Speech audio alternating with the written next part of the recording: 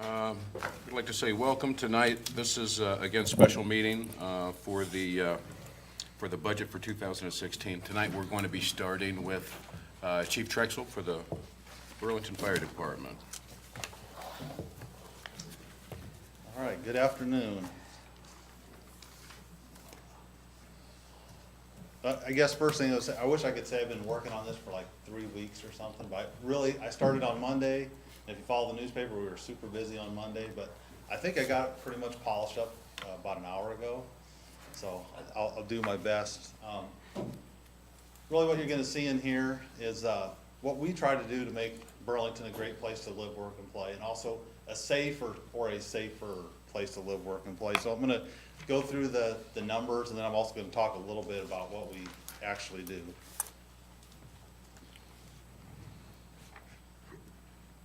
Maybe. Is it on the side? What's that? On the side, on the left side, is it Oh, on? no, that'll help.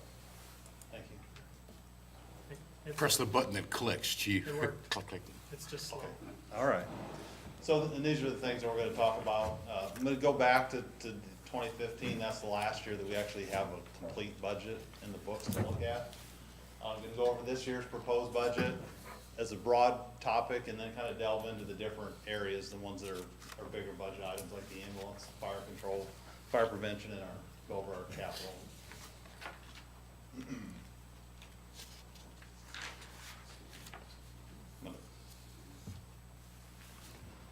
It's moved. It did it? Okay. I'll click a couple minutes before now I'm gonna be sorry that I put these swipes in here for this stuff because they get way behind me. So, looking back at FY15, the year we just finished up, kind of see where we were at in 15. I think if you look at our budget, 15 was a great year. I'm not sure 17 is gonna be as great, but we're shooting for that. So, our approved budget in 15 was about 4.6 million. And you look there and say, well, you actually spent 4.7, that wasn't a great year. Well, that was the year we added the 3 safer funded positions, so most of that year we had 2 or 3 people that were not in our budget. So to come in about 100,000 over our budget was pretty good considering we added staffing. But in another great part, we had really good revenue last year, 1.6 million. Of that, 220,000 was the safer funding. How much? About 220,000 for safer funding. So the net cost to the city was about $3,092,000, which I'll just go ahead and click here forward. You have to go back, it's about 300 less than the year before, and you have to go all the way back to FY11 to have a net cost to the city of less than that. So about a 4-year time span, we're almost back to where we were. Again, I think last year was an extraordinary year, and the majority of that revenue rests on the EMS budget, on the ambulance budget. We had a really great year. The ambulance billing itself, what we billed for that year was just over 1 million. And then there's some stuff we get paid from the CTAA. That year was about $61,000. We had 66,000 in bad debt recovery. Every year we get about 110,000 from the Quad Township. You want to say what the CTAA is and how that works? The Combined Township Ambulance Association. And what they're doing is they're paying a percent of, we add up not only this ambulance budget, but then we include a part of, I believe the deputy chief, Dana, and a battalion chief are figured in there, and then some utility costs. And then we subtract our revenue for the year, and then they pay a portion of if we lose money, which when you add all that stuff in there, it's gonna look like we're losing money. So they pay a portion, I don't remember what the percentage is. They pay a percentage based off of the calls for service that occur in their areas, and it works out to about 16-17%, somewhere in that neighborhood. Yeah. So that year was 61%. Now or $61,000. Well, we just gave them a bill for the next year, and it was actually lower than that because we had such a good year on revenue. They actually paid less. So more like 31,000? And then, yes. Oh, yes, on so top it's like of the loss, they paid 21,000 for- 10,000 towards capital, and I believe that's going up 2% per year, It goes up regardless on the a capital. portion, yeah, it goes up 2% a year, is that right? But yeah, they pay their percentage of whatever our net cost for operations with the ambulance is. And we started that contract 2 years ago under that methodology for reimbursement. We've had a long-standing arrangement, though, with them for them paying a portion of our costs for quite a period of time now. Some other revenue, we had the countywide hazmat's 48,000 a year. We started that new billing for motor vehicle accidents, there's about $8,000 between that and hazmat, hazmat on a scene, like picking up fluids and stuff. About 11,000 for fire permits. And then there was $27,000 we got from FEMA for overtime, and that was for reimbursement that we paid out of our budget for the bird flu response. Put that microphone up there. There you go. So for the bird flu response, we paid $27,000 in overtime to the guys to cover them, the people that were gone. And FEMA reimbursed us dollar for dollar on everything that we spent. We got it, Steph. On the FEMA rebate money, is there a max or on that? I mean, On the overtime for the bird flu? well, Or- for any time that you guys have to use any of our guys, is there a cap on that, or? Not in this case, there wasn't. They That would have was taken one of- however many people we would send them. This is the first time I've seen something like this occur. We haven't had an extraordinary incident on a statewide basis like this for some time. But yeah, any time that we put towards helping with the costs associated with cleanup, dealing with the contamination issues that they were trying to address, they made sure that we were fully reimbursed for our time up there. Yeah. So they paid us the $27,000 for overtime, and there was other money that didn't come out of my fire budget that was reimbursed, hotels, meals, and stuff like that, that I believe Annette coded those to a different department, so that's not included in my revenue. And then there was $19,000 around in there we get for confined space contracts as well, so. Moving ahead to this year's proposed budget.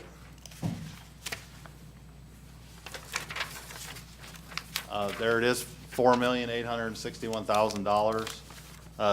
FY16 was $4,836,000.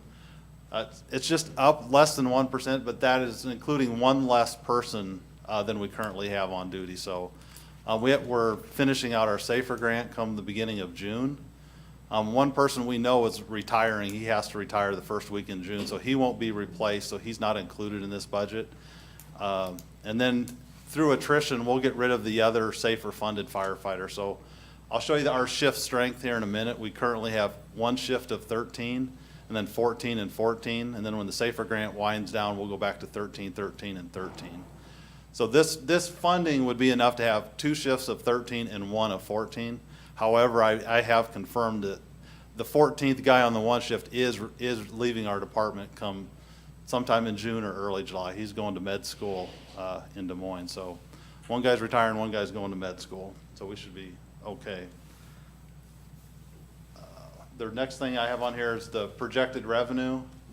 And I would just say I didn't figure this up. I think Jim did the revenue figures, and I think he's conservative, which is great. I mean, we didn't base it off of how well we did in 2015 necessarily, but it's a decent target for us. I clicked it ahead here.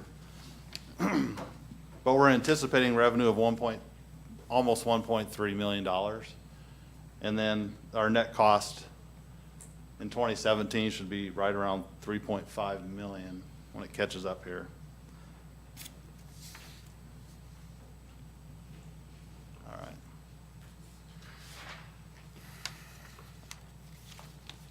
Again, there's our proposed budget for this year as compared to the last 3 fiscal years.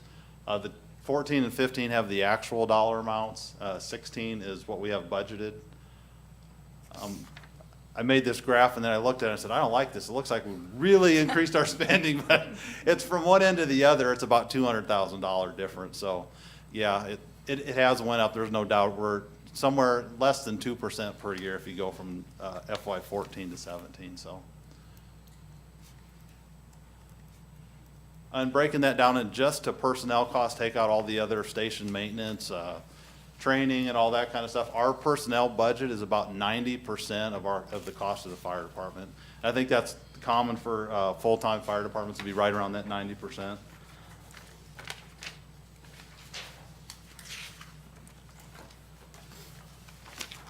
And again, okay, this is where we're at currently with our staffing. Like I said, we got 2 shifts of 13, well, actually, or 2 shifts of 14, the one has a vacancy that we're gonna fill come, sometime in February or March. We're holding the testing early February, but we have to replace that per the safer requirements. It doesn't actually run out until, I believe, June 7th. So we have to maintain a staffing of 41, what they call line firefighters until then, and then we can drop back to 39 after that. We just recently had someone resign from the department, so that's why we're doing testing next month. We also have, we have the deputy chief, fire marshal, we have a battalion chief on each shift. We have a captain on every shift, and then one shift has 2 captains. As we're waiting to replace him with a lieutenant whenever a captain would move up or retire. So eventually, the staffing will be a battalion chief, a captain, a lieutenant, and then 10 firefighter or paramedics on each shift, for a total of 13. Well, that's going really good now. So again, our core services that we provide, emergency medical services, that EMS calls are about 80% of our call volume, and that's true for departments whether we run an ambulance service or not. About 80% of your calls are going to be related to EMS. Fire suppression, fire prevention, fire investigation, hazardous material response, one more, and then the technical rescues that, like all the other things that you can think of, ice rescue, trench rescue, confined space, all kinds of different rescue things that we have to be prepared for and trained for. Luckily, we don't do them very often.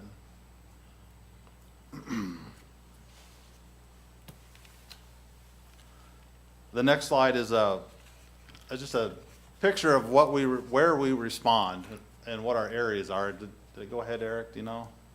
I hate to click and, okay. So the first 2 fire coverage area that we cover is all the stuff in red on that map, and that includes the 4 townships immediately surrounding Burlington.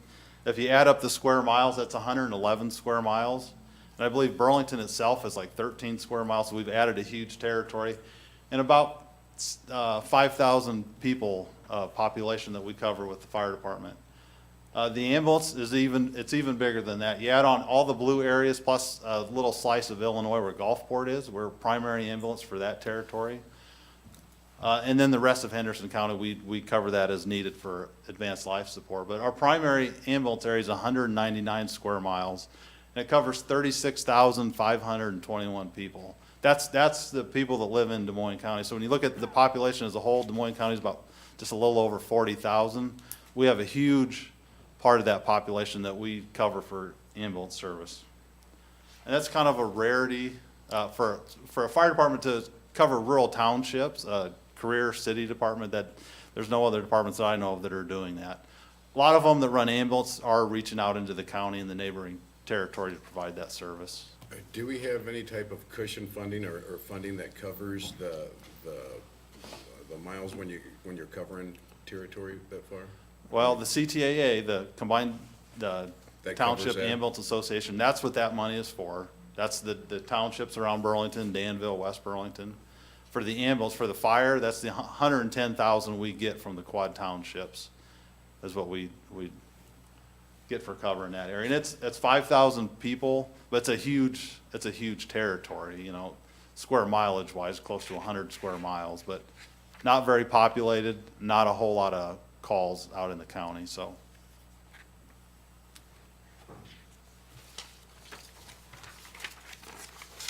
Moving ahead to the ambulance budget for this next year. Proposed budget is 1.3 million.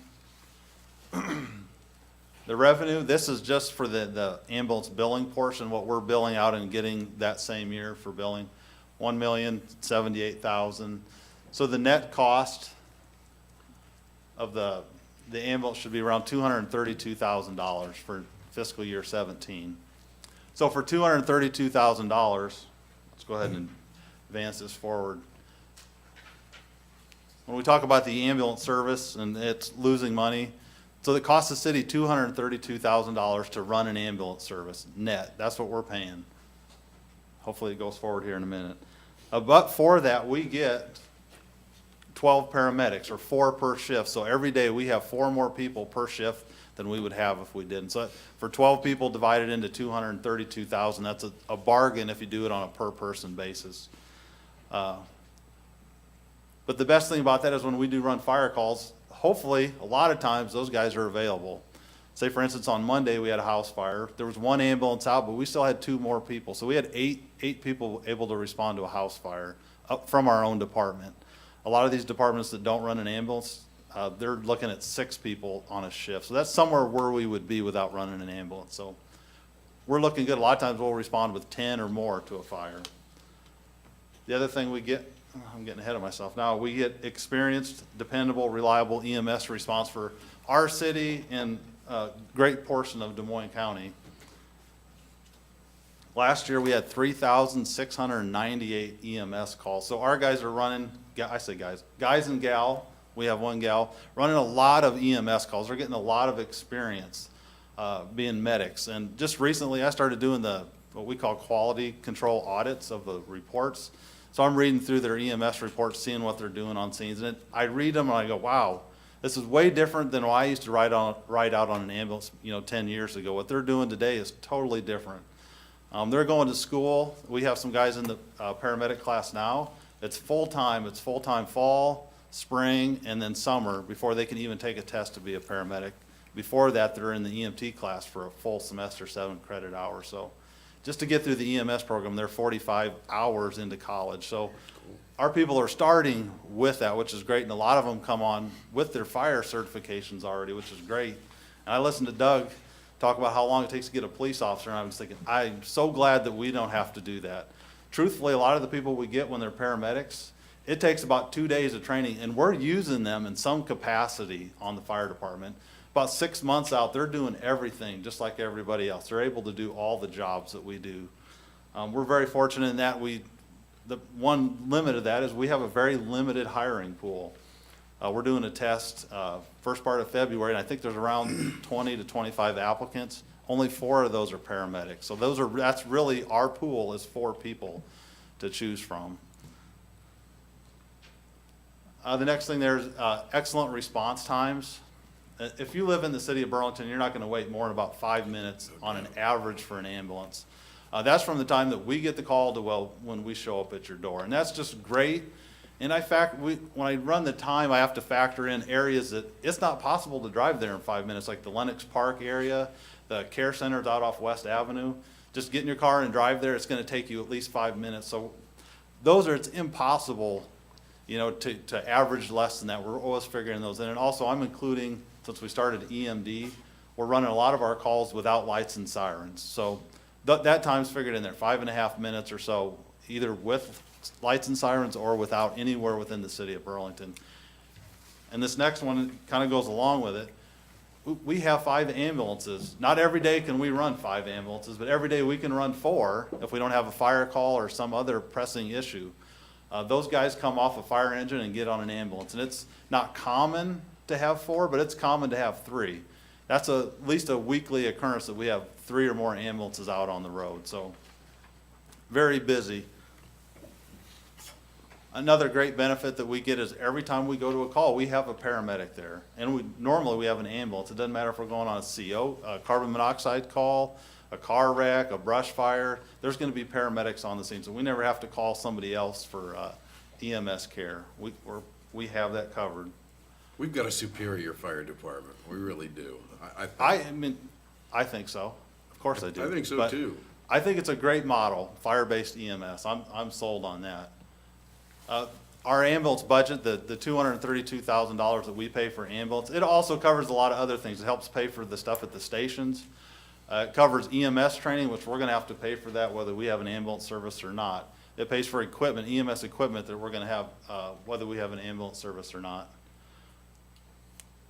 Also the training, sorry. The supplies that you use in the process of responding, do you have to go to the hospital to replenish, or do you have your own system? Or- Most of them we replenish at the hospital. They are great to work with. We have sheets there. Most of the stuff that I don't mean like sheets, I mean paper sheets that have it's like a billing form. So whenever we use a disposable item, bandages, IV fluids, IV tubing, We just write it down there, and then at the end of the month, they send us a bill for everything that we use. There's some things that they don't stock that we have to purchase ourselves, but most of it they have. And when I used to be the EMS officer for our department, and I went out all over trying to find better prices on everything. You can't beat the prices at Great River. They don't mark them up for us. I mean, the other day, I can't remember, they had like 3 or 4 sets of, or 11 nasal cannulas. It was like 11 cents a piece, and I thought, I don't know, they paid somebody to figure out how much it costs, $1 for all this stuff that we ordered, and it's a great deal for us. So we run out there, we drop our patient off, we restock the ambulance, they're ready to go normally right from there.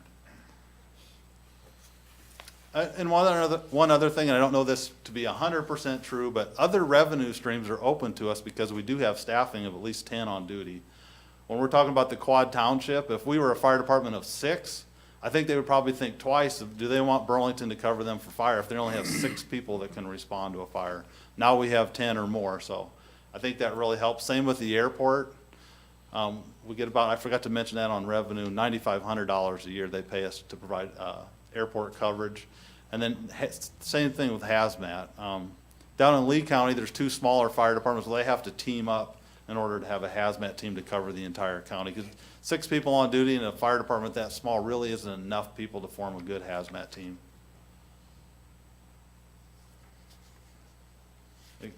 Any questions, feel free to interrupt me here. I've already clicked ahead.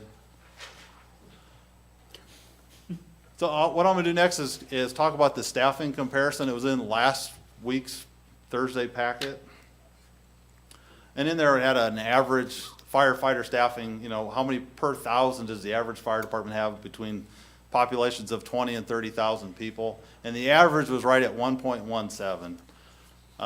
If you just look at that and then you look at the next line and you see, well, Burlington's at 1.71. I mean, I think people would look at it and go, wow, we got a huge fire department comparatively speaking. Well, we run an ambulance service, which really adds to your level. I'll explain the number in parentheses in a minute. But when I looked at the ambulance services, or the fire departments that run an ambulance, our normal comparable cities, Muscatine, Clinton, and Mason City, and figured it up, the average number of people firefighters per 1,000 is 1.64. So we're at 1.71. We're right there.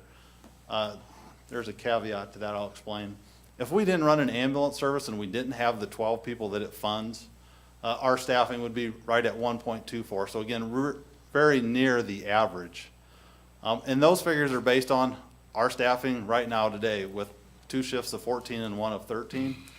Come this same time next year, if we're at 3 shifts of 13, we're looking at our ambulance, or our total staffing of 1.64, which would be right at the average for departments running an ambulance service, or without the 12 funded by the ambulance, 1.16, so slightly below the average. So we're right there at or below the average, depending on how you figure it. Again, I talked about losing the 2 positions.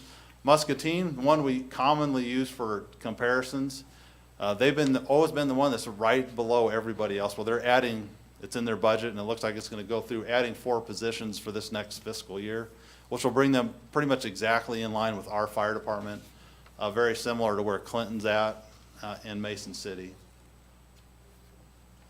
And then one thing that's not figured in there, and I know we're the Burlington Fire Department, and the citizens of Burlington are paying the general fund that's paying for the fire department, but when you look at what we actually cover, we're covering a huge area that some of these other departments aren't covering. So they're talking about our population of 25,000. Well, at a minimum, we're covering 30,700 if you include just our fire territory, and a lot more when you talk about the ambulance.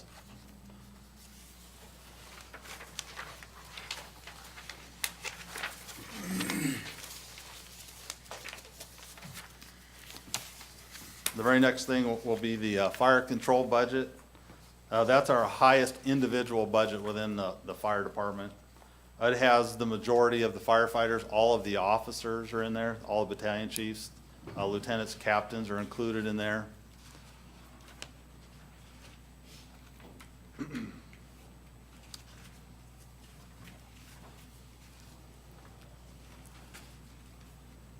I hate to keep clicking because I don't want to get it to go 3 slides ahead and have to try to go back, but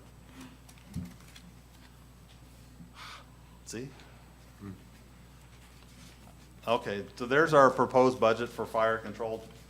pretty much, might as well say $3 million for FY '17. Our revenue there is mostly from the Quad Township.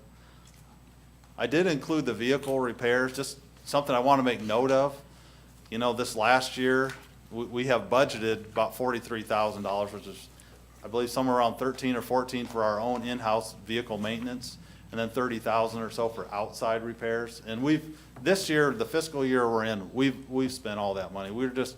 We're running this 95 engine first out, and then about a 2,000 out at the other station. And the repair costs it's getting to be a little bit, I mean, I would consider it out of hand, but you have to do something. You have to have engines that run. We did order a new fire engine. It should be here in April or May, which will really, really help our department. So that's a large budget item for us to absorb. Were the repairs pretty much for one vehicle? Pretty much all for that one engine. Yeah. Do you know? I say at least half of it. It's been towed at least twice that I know of, out to, say, Holt camps to be repaired. And this last two times, we've actually taken it up to Davenport on their recommendation. The first time they did some major engine work to it, and then the second time it was just to fix up what they already fixed. It was no charge for the work. I mean, we had to send somebody up there, drive it up there and bring it back when it was fixed, but So what kind of shape is it in now? I mean, now that we've had this work done? it's been running good. It's been running good. And you'll have the new truck in By May. It'll be here by May. Or, I'm not gonna make any promises. That's what a salesman says, so that's probably a little bit of rose tinted glasses there looking at that, so maybe it'll be a little bit later. Yeah, but that'll really help. Probably the worst thing about that, we've been very lucky when it's broke down. It hasn't been, we're not going to a house fire or going to a CPR in progress. We're coming back for a call or going to some other activity, but for me personally, it's kind of embarrassing when you see your fire truck going by being towed. $550 to go out to Holt Camp, so.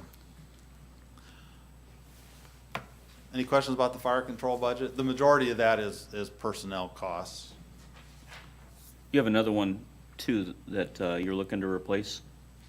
Yeah, I can cover that in the capital, but hopefully in the FY 2020, we have another engine in there. So then we'll be designed to run like we want to run. The way we do it now is if we go to the county, we jump off these trucks and get on these trucks. What we're trying to do is design a fleet that you stay on that truck. This is the truck that you're using. Maybe one guy has to get off and get the tender or the truck with a large amount of water. But then we'll have two newer trucks that are doing all of our responding. So that'll really make a difference. We always have to have backups. Some of these engines will be great. Put them in the back row, and if you have to go get an oil change in the new truck, you bring that old one up and put it front line. But other than that, they shouldn't be running up and down the street on a regular basis. The next one is the one I don't like to talk about, nobody likes to talk about, but the fire department overtime budget. And I put all those years in so you could see how good we're doing now, but not really. Go back, I mean, when you're in emergency services, you have a minimum level of staffing, and we always have enough people to just keep us over that minimum. So we have enough people that on a daily basis, we wouldn't need overtime unless you have somebody sick, somebody injured, family death, somebody that needs to go to some kind of required trainings. Anytime something like that happens, then we have to hire overtime to get our minimum staffing back up to the level. We had a great year in FY 15. That 89,000 was a little more than we had budgeted, but that 27,000 of that was for the bird flu outbreaks. You take that off of there, we were under our budget, which that's the first time that's happened in a long time that we were under our overtime budget. Can you tell me, or can you tell people listening, how come we were at 271,000 in 2012? Yeah, injuries, fire department injuries, so we were right at the minimum. I think at that time we had a staffing of 14 and a minimum of 11. That's right when we took over the Quad Townships. And we had been running 14 people and 10 minimums. When we took over the townships, we were able to bump our minimum staffing back to 11. So that 3-person, that's how many people by contract can be off on vacation, comp time, holiday comp, you name it. So 3 people can schedule themselves off. That leaves you no cushion. So one injury, every day that person's gone, you're hiring overtime. That's how that happens. This last year with the SAFER grant, when we were at 14 staffing and a 10 minimum, we always had that one person cushion. So 2 people would have to be sick in order, or injured in order for you to hire overtime. So it was a rare day that we hired overtime. Like I said, 27,000 of that was for the bird flu outbreak. And also included that as our ambulance overtime. So whenever we send an ambulance to say Iowa City or Davenport or Cedar Rapids or Ames or wherever they go, we have to replace them people on shift. And that's been anywhere from $15,000 to $20,000, but that, you're making that money back by taking that call to Iowa City or Davenport. Your minimum or- staffing has had such an impact on that overtime, because Yeah. the high number there was with the minimum staffing of 11. Right. Then we switched it down to 10.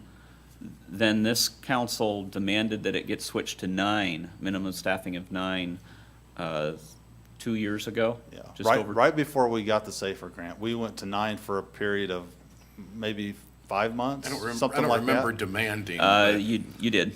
You demanded it go to Yeah. that.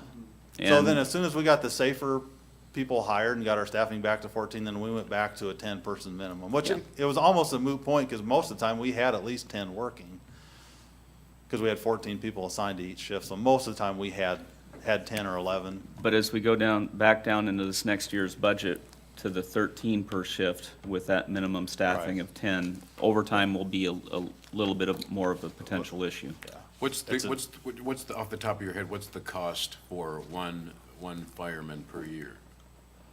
When we did the SAFER grant, we budgeted right around 80,000. That was for a new hire. pretty close. A guy that's been here for a little longer, maybe more than that, but somewhere around in that range with salary, pension, contribution, health care. Who's in fire prevention, as an example? Just Mark, And so Mark's is on the higher end, yeah. but his costs are 73, 83, 90. Yeah, you probably picked the He's about second a- highest guy on the department. Yeah, To use his an overall example. costs are 115,000 when you Yeah. throw in all benefits. The lower end is gonna be just a little over 70,000, I think, depending on which health insurance package they pick. Yeah, whether they're single or married.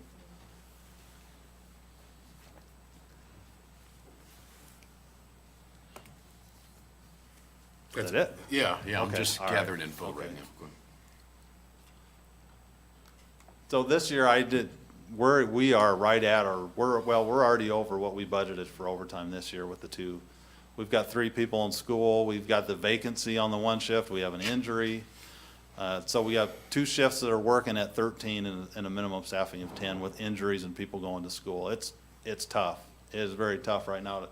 Luckily, it's January, we're coming up on February, March, when not too many people want to take vacation, so that really helps a lot.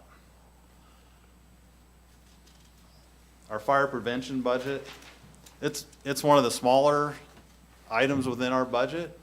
Most of that is, again, that's what Jim was just saying, that's the fire marshal's salary and benefits, and, but there is a lot of, anything that we do for fire prevention comes out of there. We do a lot of, we have coloring books, stuff for the kids, that all comes out of Mark's budget.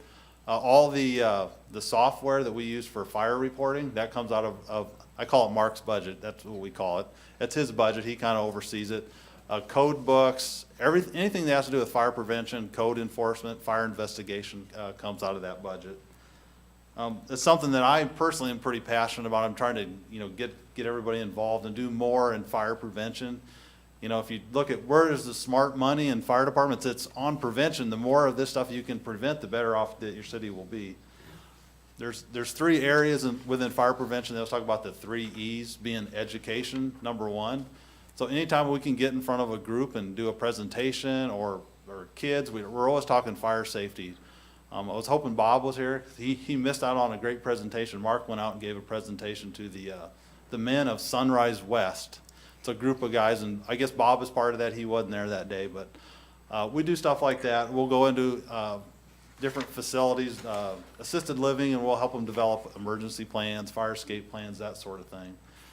So that's the education side, and then the next thing is engineering, which is really about the codes, developing the codes that you're gonna need for good fire prevention codes. And we're working off of the 2012 International Fire Code at the moment.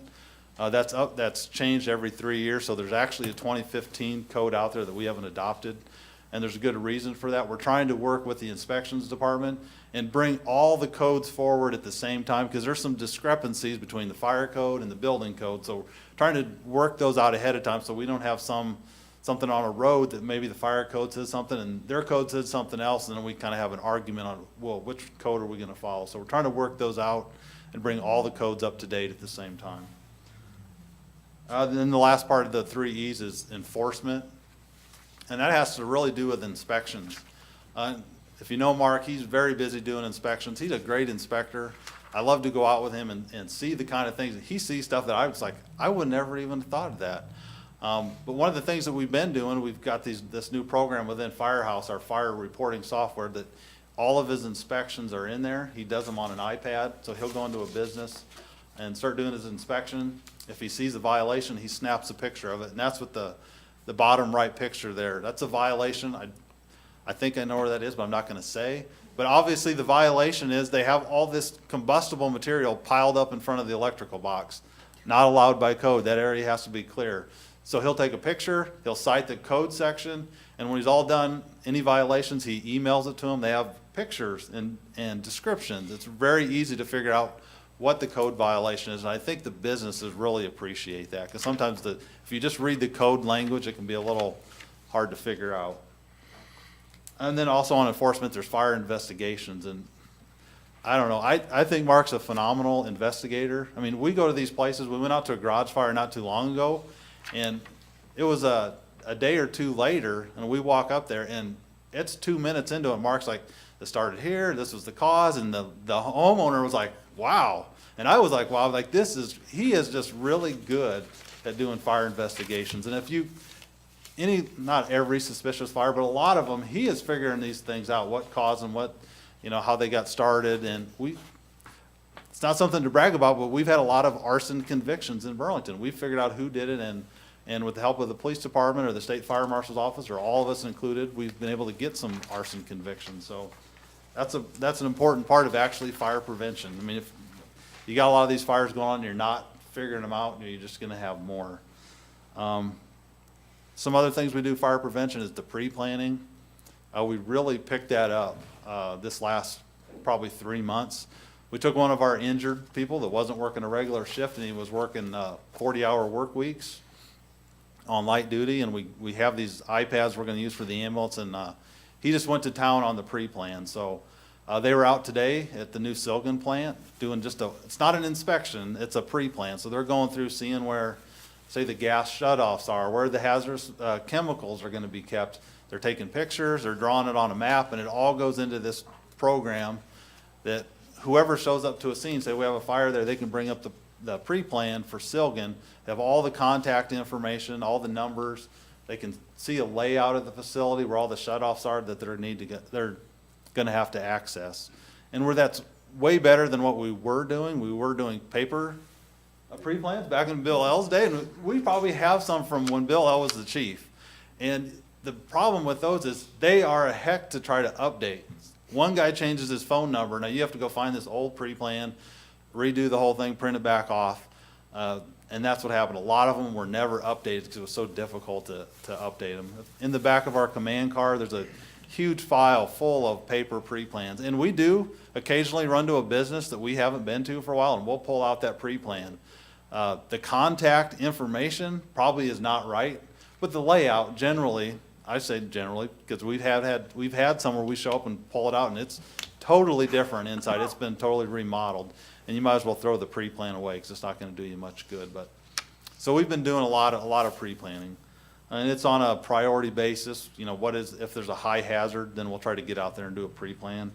And the last thing I wanted to mention real quick is we have a juvenile fire setter program, and Mark is in charge of that. And really, what it's meant to intervene in a kid that's playing with matches or starting fires, and try to get ahead of it and say, look, you can't do this, and it's just an intervention where you try to get that behavior to stop before it turns into something bigger. And we have a lot of kids that end up going through that. Mark is the overseer of it, but we have 2 other people that can walk the kids through the program. It's been a great thing, and we usually don't talk about, we're not going to say this kid was through the program or whatever, but we've had several juveniles go through that program.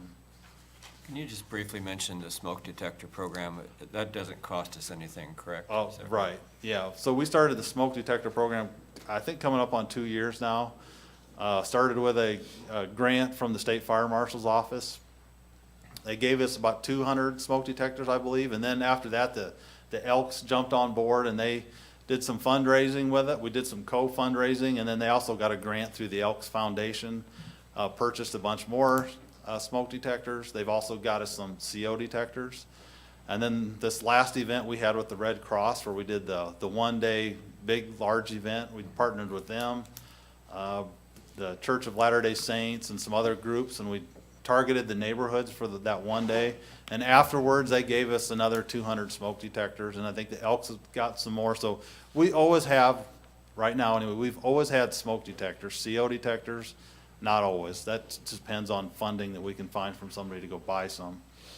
But all the work, like on the weekends, that's myself and the other administrative staff volunteering our time to do that. We use on-duty shifts for that. The Saturdays, it's the on-duty. Every Saturday, they're out in some neighborhood, walking around, looking, checking houses if people let them in, and make sure they have working smoke detectors. And that's just the guys that are working, doesn't cost anything, maybe a little gasoline for the truck to run out there. But we've never used any of the city's money to purchase, whether it's tools, screws to put the stuff in, drills, ladders, all that stuff has either been donated. True Value's given us a lot of stuff. Lowe's, as we go out there and buy this stuff, but it's with somebody else's money, say the Elks. And I don't want to say the price that they sell them to us for, but I don't think they're making any money, but they said that's the price, and we'll honor this price as long as you keep bringing this receipt back. So we keep bringing the original receipt back, and that's the price they sell them for. And I say, you don't have to do this. They want to do it. So it's awesome. That is So it's been great. Do you have any idea how many smoke detectors you've installed? Yeah, it's over 1,500 Good. so far. And we have another event on the 30th of this month. Is that a Saturday? I believe it's the 30th. Yeah. The Red Cross has another program they're wanting to do where immediately or soon after you have a fire in a neighborhood, they want to come right after and then canvass that neighborhood like a 6 or 5 block radius. That's great. So it'll be them and us, and they have some other groups that volunteer to do that. We always do the installs. That's kind of our thing. The fire department puts them in. They'll do a little fire safety chat and a weather safety briefing with them and stuff like that. But we'll do the installs of the smoke detectors. Thank you, Chief. You're welcome. Now these are the remaining areas of the fire budget, the fire administration budget. 374,000, that is about 20,000 higher than it was last year, but 14,500 of that is for some, I don't like using this term, but that's what we put it in the budget. It says central station upgrades. Sounds like we're doing something really fancy with the station, but I'll talk about that in the capital budget, but that's a large portion of that increase. The hazmat team budget, exactly the same as last year, same with the airport. The majority of the hazmat budget goes towards training, and then we use some for, we have to pay $5,600 to the Des Moines County Emergency Management Office every year by contract, so that's where that goes. The airport budget, that covers training. We have $7,000 for training. We pretty much use that all at one shot because the airport would like us to have certified firefighters out there for airport coverage. So instead of sending our guys to Cedar Rapids or Dubuque or somebody for training, we bring this guy in and he does 2 days of training and gets a bunch of our people certified to cover the airport. And then also a lot of that has to do with Station 2 upkeep, the cleaning supplies, the phones, that sort of thing. That comes out of the airport budget.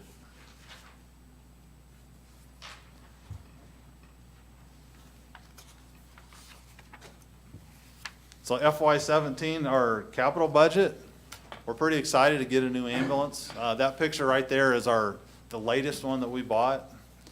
It's been, no offense to Bill Al, it's been the best ambulance that we've ever had. Part of it is that it's 4-wheel drive, and the other part is the ride. It's the patients don't complain. They're not saying, oh, what a great ride, but they're not complaining about the ride. Our other ambulances, we get a lot of complaints about the ride. They're big trucks and they just do not ride well. No matter what kind of suspension we've tried to put under them, they're not good as far as patient comfort. So that's one of the big things we're looking forward to. And the four-wheel drive for our city, the way we respond to so many hills and the snow, we were putting chains on all the other ambulances. Automatic chains actually cost more than adding four-wheel drive, and they're not near as effective as four-wheel drive. So we're hoping to get pretty much the twin. Actually, we had a vendor in yesterday with the newest model of this, and the ride is an upgrade to what we have, and it's unbelievable how well it rides in the back, which I've always thought all along. I mean, why don't you have Cadillac or somebody making ambulances? We really need them to ride good. That's the important part. The next line there is fire equipment. Part of that is the annual, we purchase turnout gear every year. I'll talk about that in a minute. But also some newer stuff on there is we need to replace a bunch of rope rescue equipment that's out of date. We can no longer use it for actual rescues. We're buying an electric fan, the big fan. If you ever see us at a fire scene, almost always we have a gas-powered fan out exhausting. Actually, it's pressurizing the house and blowing the smoke out of another opening. The problem with those fans is they're gas motors, so you're blowing exhaust into a house. You're trying to clear the fumes and other things out of. So it works, but not as well as an electric fan with no exhaust will work. And also, we go to a lot of carbon monoxide calls where they have a high carbon monoxide level, and a gas-powered fan is really just self-defeating to try to put that in there to blow the air out. So we've got a fan in there, and we've got 4 ice rescue suits that we use for ice rescue. The ones we have, I believe, are somewhere around 10 years old, and we can't repair them any longer. We've tried different grants to get the suits, and it hasn't worked out, so we have them in this budget. And the last thing there is the $14,500 for Central Fire Station. The biggest part of that is for the flooring. For the high traffic areas, our main hallways upstairs, the officers' quarters, if you've been up there, we try to keep them clean. We rent the cleaner. It looks okay, but it's wore out where even when you clean it, it doesn't quite look right. We had several bids on carpet. It's one of those things you hope, well, maybe I can just fit it into my budget this year. There's no one line item that I have currently that would pay for carpet. I think everybody's been to the station, so you've seen our kitchen that we redid with the laminate. We bought the laminate, came on a pallet, and then the firefighters put it in, and that's what we're gonna do with the rest of the hallway. The officers' quarters will all be laminate, and we'll put it in ourselves. About half of the cost of doing carpet, and I think long-term it'll hold up better than carpet. And then the other part of that $14,500 is for chairs, and I'm like, really, I'm asking for money for chairs? And yeah, that's what our chairs look worse than that. We have a hodgepodge of chairs that were given to us or purchased, maybe one here and one there. Again, we've tried to clean like the kitchen chairs over and over, and now they don't look good, which is one thing, but they're breaking down, which is another thing. I thought, well, maybe we can, again, find money in our budget this year to buy chairs, but there's no such thing as a cheap chair, like a commercial quality chair that you're gonna use 24 hours a day, for our kitchen and for our training room. And our training room holds about 30 people. That's about the largest class that we'll hold. So we're gonna shoot for the 30 chairs that we can use for the kitchen and for the training room. So have those both set up. And the budget is a little bit on the high side. We just went with what the Han dealer told us would cost for chairs, the ones we were looking at. So I think when we go out for quotes, it'll be hopefully considerably cheaper than that, but I don't know. I never went out and just bought chairs. We thought about maybe trying to buy 1 or 2 this year. I thought we'll buy 2 this year and then 2 next year, and then we'll be right back where we were at. And I did want to say our training room it's like a community use room. I mean, we're using it for all kinds of county functions, city functions. Anybody that wants to hold the class, we offer that room up. We do CPR in there for the public at least twice a month. It's regularly scheduled. Other people that want to do a class, they just call and we'll schedule them a class. Chief, Yes. before you go to Han and buy chairs, just look on govdeals.com once and Okay. see what you can find there. There's pretty tremendous deals. Okay. Sounds great. And then we've also been told to look at Prison Industries, but online their prices didn't look all that great. So I don't know but Gov Deals, we'll do that. The next thing I have on here is the next 5 years, not including the year coming up. And I realize it's all subject to change. I think I clicked ahead here. We have turnout gear in there. Every year, we try to replace 5 sets of turnout gear. It needs to be replaced every 5 to 10 years, depending on who's wearing it. Obviously, my turnout gear probably lasts the rest of my career, but a new hire that's on a hose line going into a lot of fires, washing his gear, getting it dirty a lot, about 5 years is what he's gonna get out of the turnout gear and then needs it replaced, so. Every year that we've been funding somewhere around the $10,000 mark. It's a little over $2,000 now for a set of turnout gear. We try to find the worst sets, replace them, or if we have a new hire, we use that money to buy them a set of gear. The ambulance is in there for every 3 years, so 2020 would actually be another one. The heart monitors, currently we only have 2 of them that can do what we call transmitting 12 lead. So when the guys are out in the field and they think the patient's having a heart attack, they do a 12 lead. Well, only the 2 newest ones are able to then take that EKG and actually transmit it to Great River. And that's a standard of care, is being able to transmit your 12 leads, because you send it out there, and if they look at it and they're like, yeah, they're having a heart attack, they prepare for the patient before we get there. A lot of times they'll call in the doctor, nurses, they'll have the cath lab ready to go. We could bring the patient in and totally bypass the emergency room. So we really need that capability on all of our ambulances. Currently, we only have it on 2. The next thing there is the command car, looking to replace that. It's a 2006. Anytime you see us at a fire, you'll see our command car there. It's got the incident commander, all the tracking stuff to keep track of the personnel on scene. I would say by 2019, it won't be like it's a junker, but it'll be like our engines, not something that you want to rely on to get you to a fire scene, something that we could probably put in another role. And then 2020, that's when we have the next engine in there. Really looking forward to that.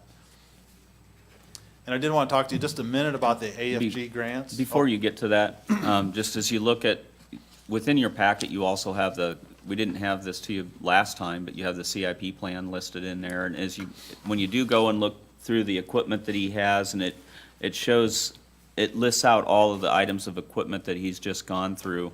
It also has how it would all be paid for. Just a reminder on how that's set up. The ambulance that is in this next year's proposed budget is GEO-funded for a portion of it. The remainder of that, as the CTAA provides $10,000 a year, it goes into a pot of funds that we use towards the purchase of the ambulances. So you'll see that a portion of that's being funded with that CTAA pot of funds, and then the rest through GEO bonding.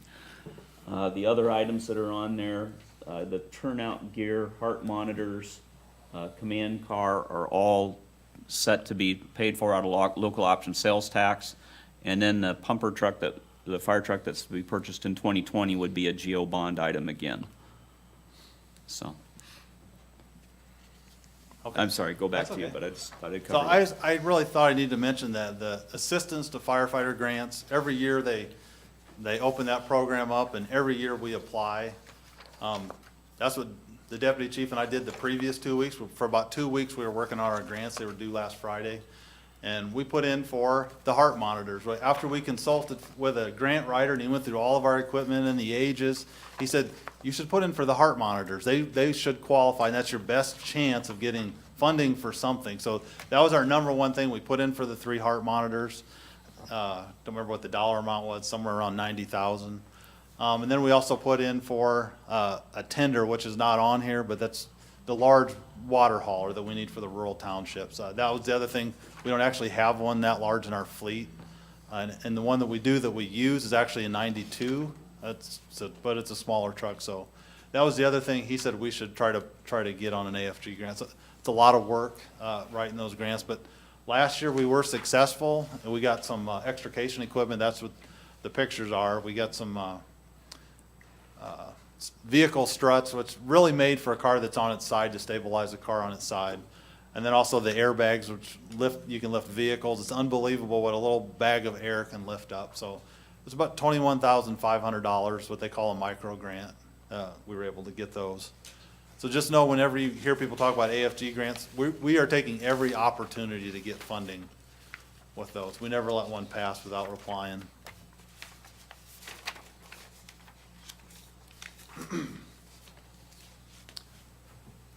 So I think I got about two slides here to finish up. And I wish I wouldn't have, great, came in at once. Just some things that we're working on, again, just a lot of the same stuff that I talked about last year. We use the NFPA standards and the ISO to set our goals for the year. These are things we're working for. These are things how we measure ourselves, how effective we are. One of the biggest things we're working on is trying to decrease response times. Whether it's an ambulance or an engine, they want the first crews there within about 4 minutes, so a 4-minute drive time. And they give you a differing amount of times to get out of the station. If it's an EMS call, they think you should get the call and be in your rig going within 1 minute. If it's a fire call, you get about 90 seconds because you have to get all your gear on before you go down the road. So a total from dispatch to on scene is somewhere around 5 minutes is what our goal is. But like I said, there's some areas where that's not happening. So we've been trying this thing with West Burlington, get our engine or our ambulance actually closer to the patients, a lot of them. Unfortunately, it only happened, so far it's been 3 days where we've had staffing to do that, but it has worked out on those days. The next thing there is trying to increase on-scene numbers, and I'm not asking you to give me a bunch of people, I'm just saying we are working on getting the appropriate number of people on scene. Our deal with West Burlington, where they respond an engine automatically over into the city, that helps. We've developed box cards, so when we know we have and these are cards that are held at dispatch, when we know we have a working fire, we can just tell dispatch, we say strike a box, and basically they pull out this card, they go to the box, and in that box it'll say, call 7 off-duty Burlington firefighters, or call another engine from West Burlington, call the chief, the deputy chief, the fire marshal if we're not already working that day, call Superior. I think I'm missing one. Maybe that's it. So we get all of those people automatically. Now, it's not like having people in the station and responding, but it does help to get more people to the scene sooner rather than later. And we have box cards for all different kind of responses. So that's something that we're working on and touching those up all the time. Our training, we spend a lot of time, we try to, on training. The standard is about 16 hours of fire training per month for each person. It's very hard to get that, but they let you count a lot of things towards training. So we try to count everything that if you do an inspection, a pre-plan, you can count that as training. So there's 16 hours of that. All of our drivers have to get 12 hours of training per year on driving, which pretty much everybody's a driver. And then the EMS people, depending on if most of them are paramedics, they need at least 30 hours of training every year. You need 60 every 2 years to requalify or recertify, so we spend a lot of time on training. Equipment, we're just trying to keep up with the standards, and if the standard says you have to have a 16-foot ladder on the engine, we put a 16-foot ladder on the engine. That's all that is. Health and safety, that really comes down to looking after our own. There's a lot of things that we do, pre-employment physicals, post-employment. Everybody over 35 gets a physical every other year.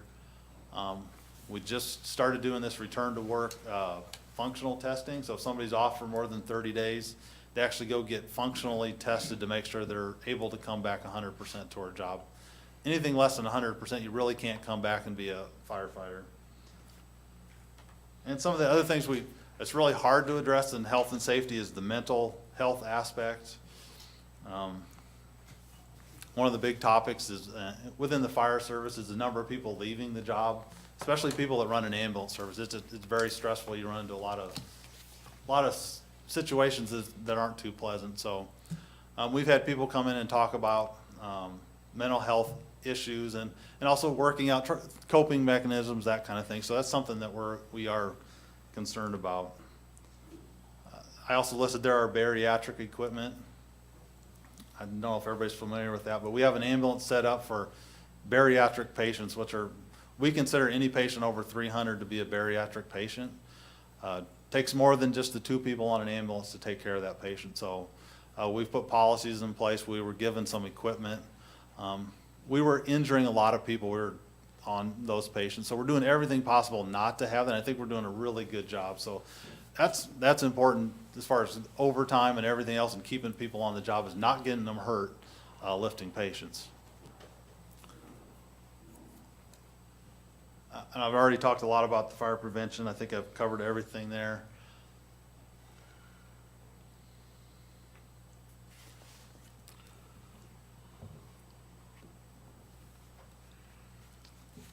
if I can get all these to just open up here, but real quick, I'm not gonna name everything that we do as far as community involvement, but anything that has to do with fire or EMS on the county level or local level, we are involved.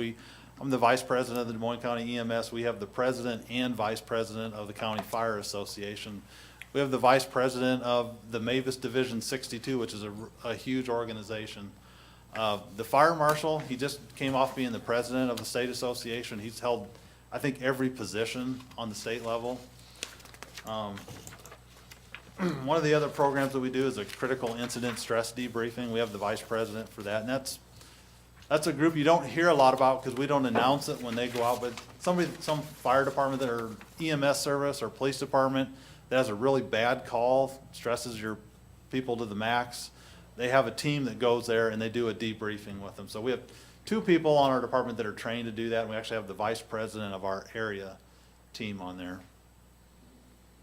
We're involved in the Iowa Hazmat Task Force. We've got a lot of free training, a lot of free equipment because of our involvement there.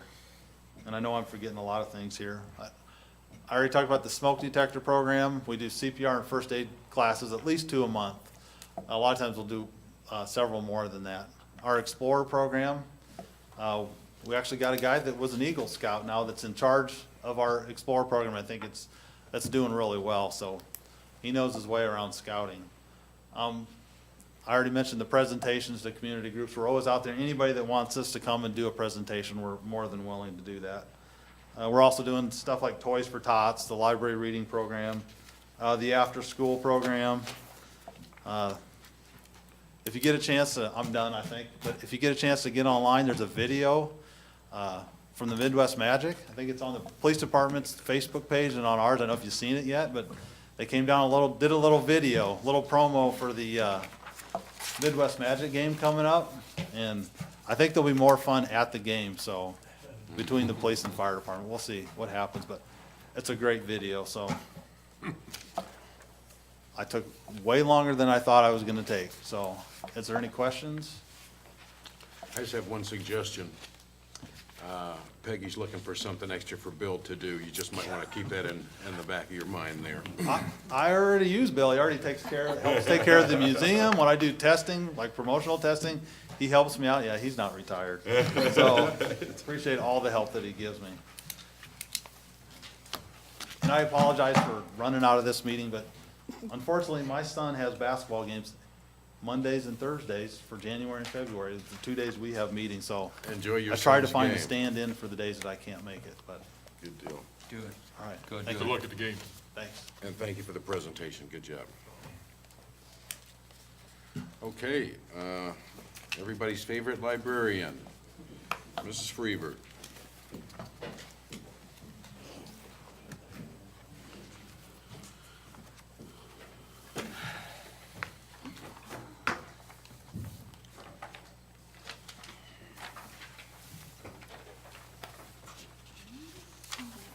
Thank you.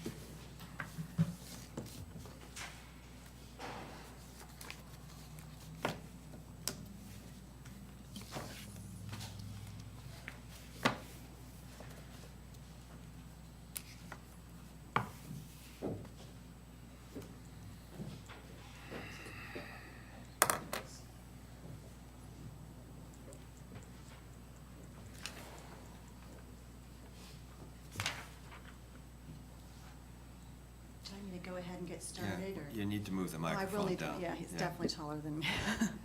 There we go. Go ahead. Would you like to go ahead and get started? We're okay, Or I guess. take a little stretch Yeah. break? Okay. Want to make sure you guys have time to get to everything tonight. I know you have, Jim wants to talk about some other things tonight as well. So thank you for your time.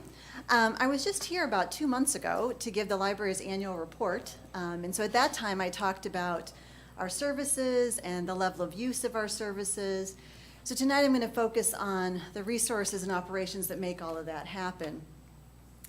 And so we will talk about our proposed budget for fiscal year 17, a little history and context for our budget.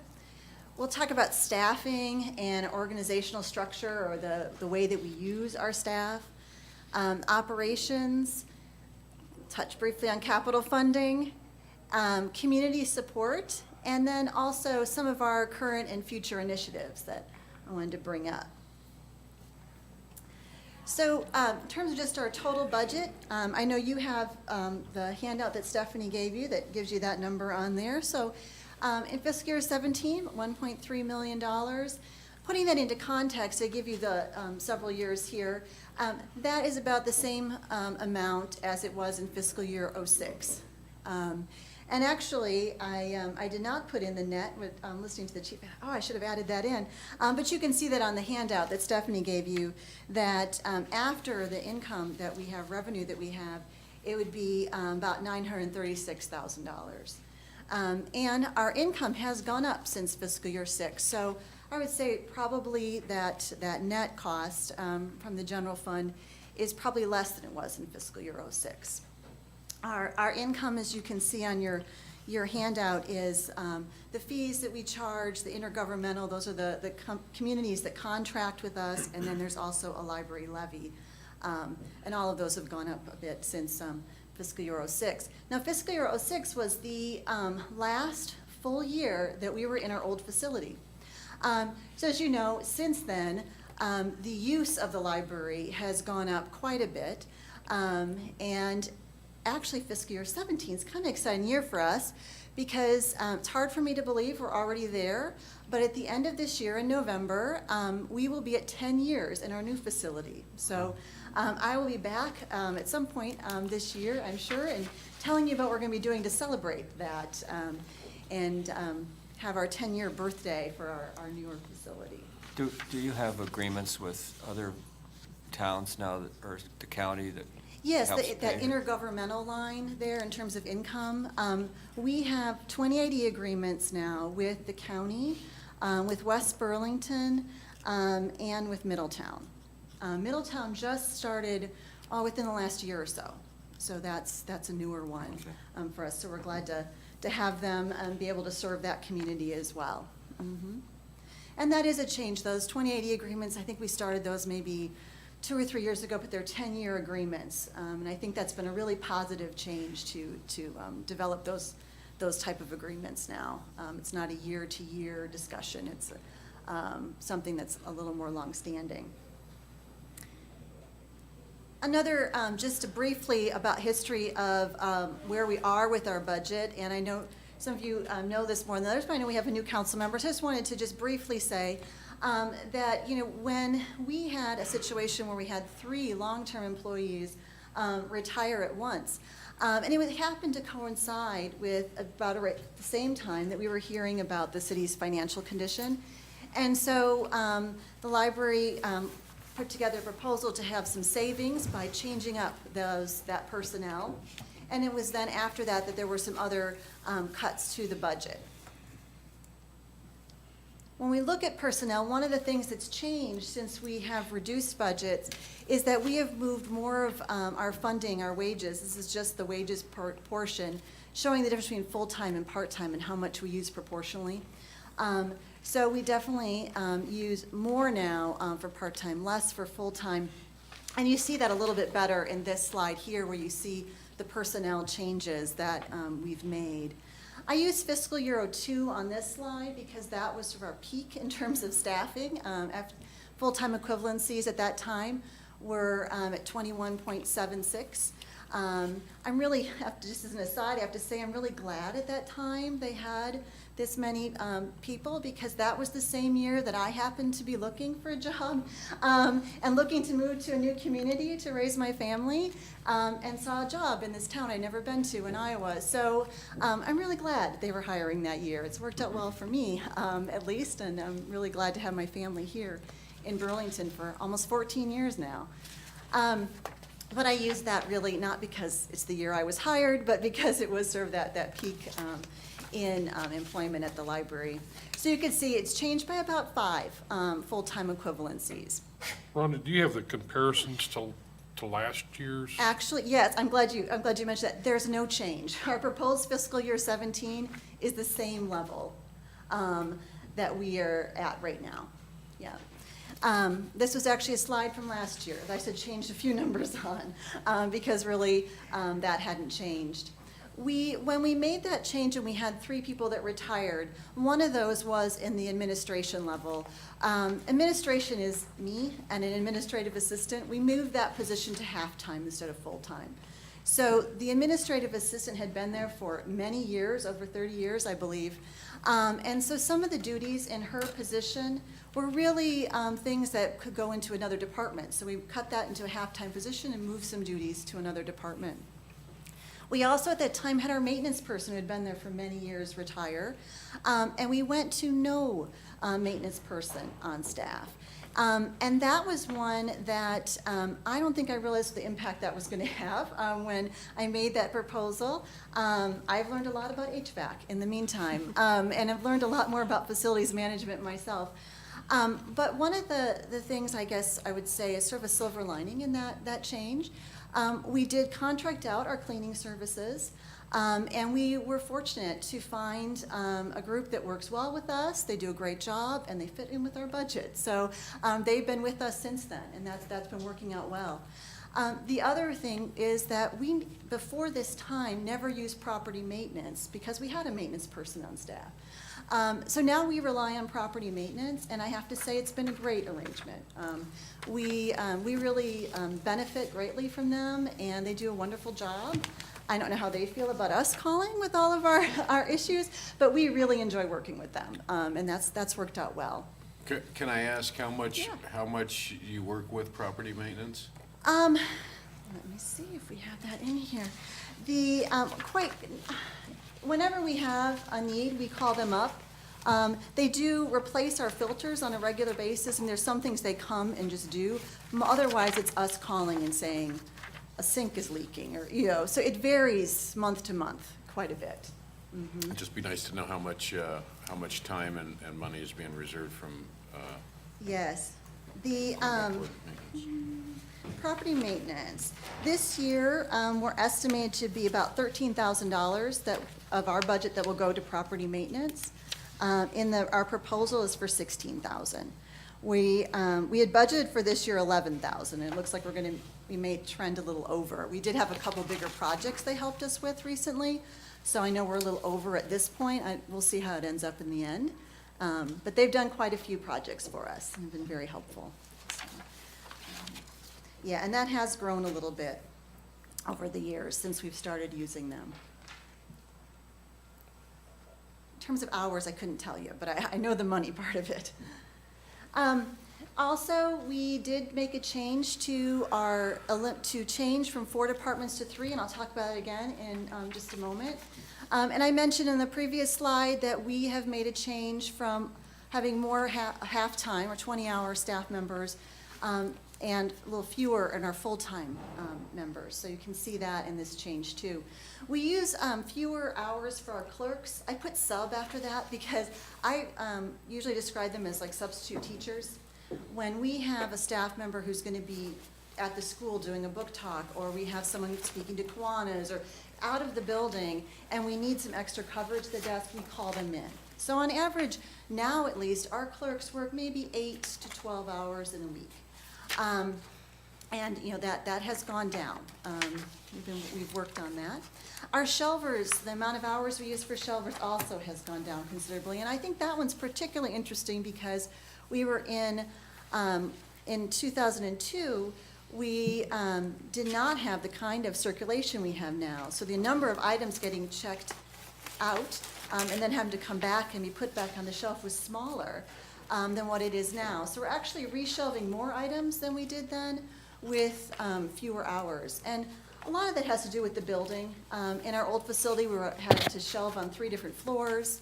There was a part of the building you had to hand carry the books up little narrow stairs to get them to the shelves. Where now everything's on one level and you can just go straight with your cart to that. And we have some great shelvers who kind of practically jog around the building. So I added on here too, in fiscal year 15, we came in lower than we had budgeted for our full-time equivalencies because we had some staff changes and some periods where we had some positions were open, and then also I think we've just been fairly conservative with our use of calling in our clerks or our substitutes. So I mentioned our organizational chart has changed. I mentioned this last year when I was here because it was just at the point where it was changing. So we started fiscal year 15 with 4 departments within our organization. And then we had a person leave. I should say all of our personnel changes have been through attrition. So we've been able to look at positions each time they open up and decide, are there changes we need to make, and look at that. So we're always evaluating that. And so we had someone leave, and this decision took us a few months of seeing, could we do this? But we decided to combine and change around our departments. So currently we have 3 departments within our organization. I just want to talk briefly about how people are used and what kind of work they do. As I said, there's 2 people in administration. One of them is me. And then we have a half-time assistant. And these are the kind of things that we work on a regular basis. So we get to work with our board of trustees. 2 of them are here tonight, so thank you for being here. And also staff development, scheduling, working with vendors, all these kind of things that we do. Our other department is youth services, youth and family services, because we work as much with the kids as we do with the family and parents. And in that, we are working to help build learners and then support learners. So I know I talked quite a bit about that at our when I talked about the annual report, so I won't go over all of that. But really, we look at it as an opportunity to help kids become learners and be ready to enter school, ready to learn, with some of the different things that we do, starting with Baby Garden and our Babies Need Books outreach, and then supporting those kids once they are in school. And because as I know I talk about all the time, it's so important for kids early on to become good readers, because that just all builds, and the earlier they find success, the more likely they're going to graduate. So those are the kind of programs we are trying to help support. And we work very closely with the schools. As you can see, we go to the middle schools for outreach visits. We do before and after school outreach. We do author visits at the library, and then we'll often call the schools and say, would you like to have them come there too? So we try to work closely with them. And that's not just Burlington. We work with Notre Dame, Great River Christian School, and West Burlington as well. In fact, Great River Christian School brings volunteers every other Friday. And so that's been a great arrangement. We also, our other department, here we go. This is the one where we had the biggest change when we changed up to just 3. We combined technology and collections. And I don't think we could have done this without the person that we had in that position for technology. It was our collections person that left. And she is always willing to learn new things. And you know, with technology, you always have to be learning new things. And so she really made this work. We've been at this new configuration for almost a year now. And I think she has done a great job at learning a whole new set of skills. And we're really glad that we have her and that she was willing to take that on. So this department does a lot of different things. We have a lot of public computers to take care of, the wireless. The schools, districts, now that the kids have the Chromebooks, directs kids who don't have Wi-Fi at home to come to the library. So you know, our Wi-Fi gets used quite a bit by them and others, of course. Check out laptops. We also rely heavily on technology at our service desks and at our staff desks. So they stay very busy making sure all that is working. And then also, she also learned the new hat of taking care of the collections, from ordering the materials and choosing what to order, all the way through getting them to the shelf. Our other department, our third department, is dealing with the community, it'll come up eventually, dealing with community and customer service. And I think I hit it. So that one, there we go, okay, here it is. As you know, we get a lot of use of our meeting rooms, and so they work on making sure that all goes smoothly. They also are in charge of all of our marketing and promotion, the social media, newsletter. We do homebound delivery, classes for adults. They also then deal with the customer service desk and the help desk, that frontline service. I tried to put together another slide to show you this next part, but it just didn't work for me. So too much crossover. One of the things that we do, as you can see here, it says there are 10 people in this department, only 5 FTE. It's actually, there are 3 full-time, 2 half-time, and then 5 of those clerks are in this department.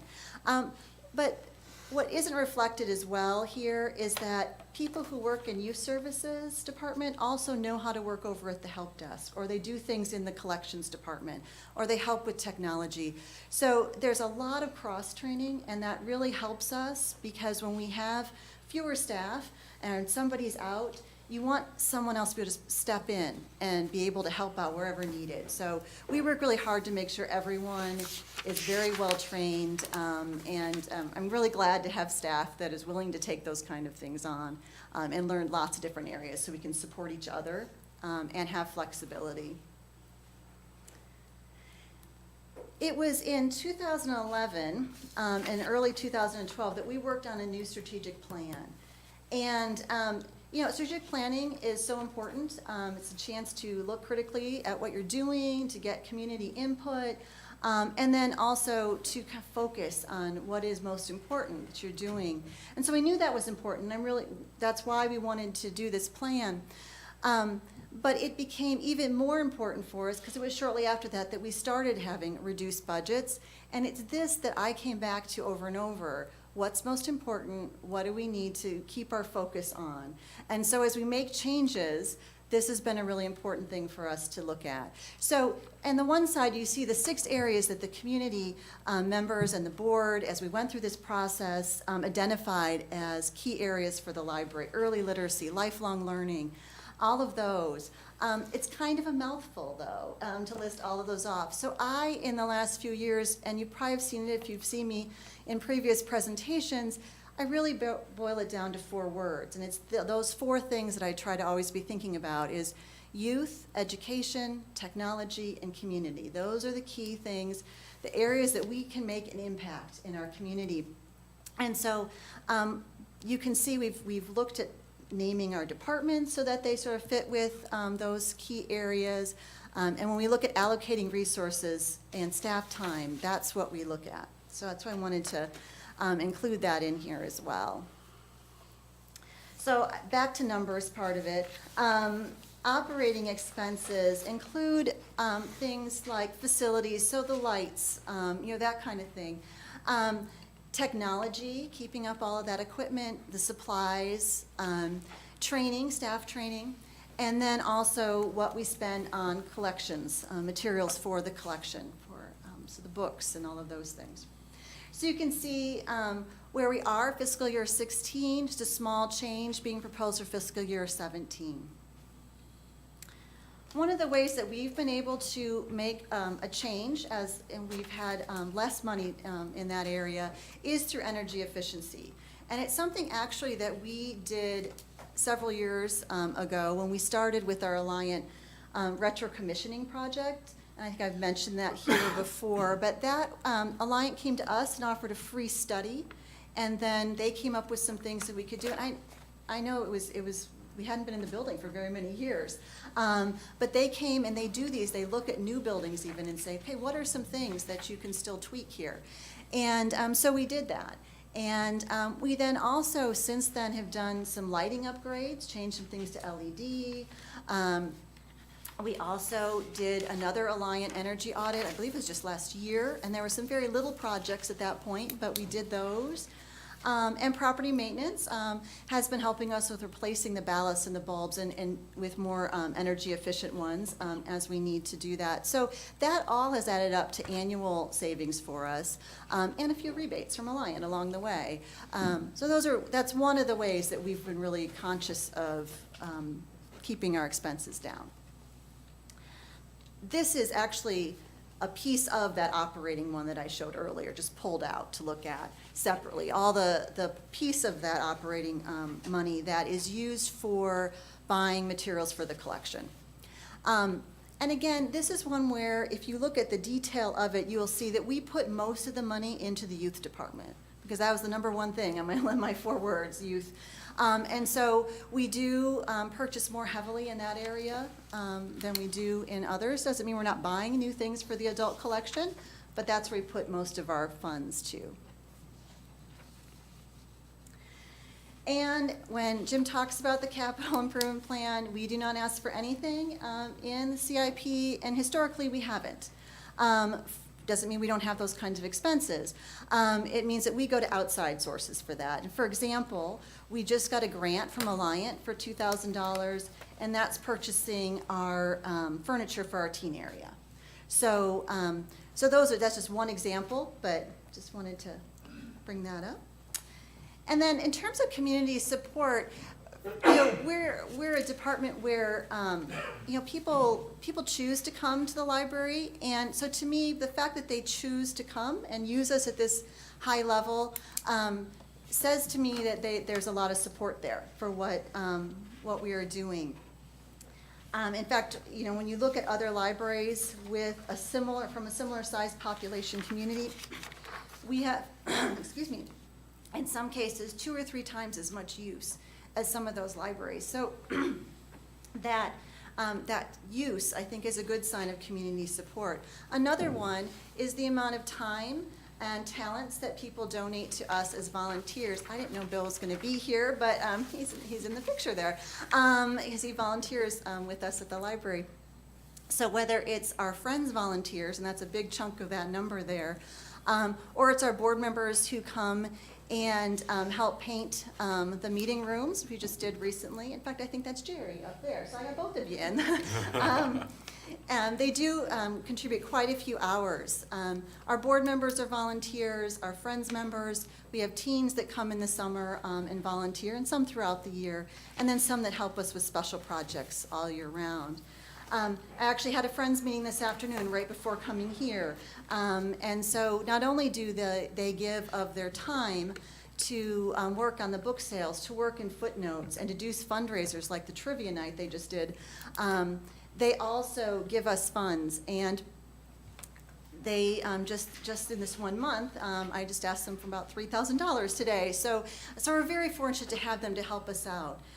One of the things you don't see in the budget here is any funding for speaker fees, supplies. So for all those different classes that we do and we get so much attendance at, that's where we're going to the Friends. And so whenever you come to the library for a story time or anything that has a snack, whatever it might be, we're going to the Friends for that funding. I mentioned the Alliant Energy Foundation grant. This is the second year we've gotten a grant from them. We also work to try to get grants, so when our staff members go to conferences, they try, if possible, to get a grant to do that. The Fine Arts League has been supportive of us. Murray Foundation for the last couple of years has helped fund projects with us. I put on here the fundraisers because we did just do the trivia night with the Friends. They're going to be planning an appraisal night coming up in the summer, so we do things like that.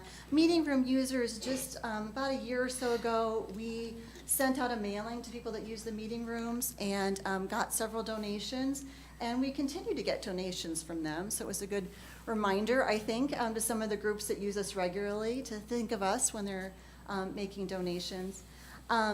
We also get memorial gifts. So in some cases, it's an individual person will come in and say, please buy a book in memory of this person. In other cases, the person designates the library as their memorial site, and so we get several. And we might do a project. We recently added some shelving in memory of someone, because that's what the family chose to use that memorial money for. And then I have our new stained glass window up here, because that was a lovely gift as well of their time and of their talent to give to the library. I wanted to talk a little bit about some of the initiatives that we are working on and where I see us putting time, and that'll come up here in a moment. But the one area that we're really working on right now is outreach. That's grown quite a bit because, and I mentioned some of those things with going to the schools. We do preschool story times. We go in, a new one for us is going into the second grade to help kids. You know, they say right about third grade is a kind of a cutoff time. If you haven't gotten your reading skills where they need to be by third grade, you're not as likely to catch up. So we're going into the second grade and presenting and working with the teachers and the librarians, and we've been going to 7th, 8th grade for quite some time. So we've been doing a lot of that. We added the bookmobile last summer and just had a meeting about that again this week. So we're looking forward to doing that again. But I think that's an area where we are going to want to continue to do more and more. I don't know if you read my column in the Hawkeye last Friday, but I do a column every month. And the thing that I wrote about was about people who don't get to the library. At our Friends meeting today, I had someone tell me that they were at a meeting, and one of the people in the meeting said, you know, I've been to the library before, I've gone in to the coffee shop, and I've been to meetings, but I've never gone farther in. And so she took him by the hand, gave him a tour, of course. But there are several people who aren't aware of what we have or haven't made the trip in. We often will hear people who said, I've lived here for years, but I haven't been in. It's my first time. So one of the things we want to do is help go out to them so they're more aware of what we have to offer, but also find out, and that's what my column is about, what is it that's keeping you? Life's busy, transportation's a problem, whatever it might be. And so we're looking at ways that we can take down any of those barriers that might be keeping people from coming to the library. And so one of the things that we're doing to help raise awareness and address those, we have an intern from Iowa Wesleyan that just started with us, and she's been working on a community survey.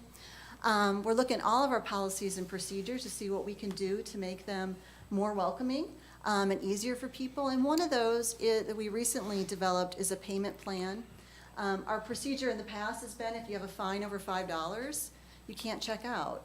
Well, we developed a system now so that you have more limited access after you get a larger fine, but you can be working on paying it off. And I'm really excited about this because it allows people to continue to be library customers, continue to use our resources, and we're kind of meeting them.